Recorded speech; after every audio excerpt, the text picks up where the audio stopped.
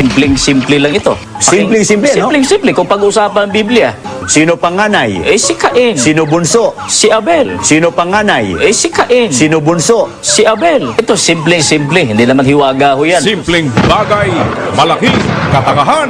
Sa Henesis 5.4, ganito ang nakasulat. At ang mga naging araw ni Adam, pagkatapos na may panganak si Seth, ay 800 taon at nagkaanak ng mga lalaki at babae. Hindi maabot ng simpleng pag-iisip ng mga ministro ni Manalo na nakababata si Abel kay Cain, pero hindi bunso si Abel dahil sa simpleng dahilan na hindi siya ang pinakahuling ipinanganak. Simpleng-simple lang ito. Simpleng-simple, no? Simpleng-simple. Kung pag-usapan ang Biblia, Sino panganay? si Cain. Sino bunso? Si Abel. Simpleng-simple naman pala.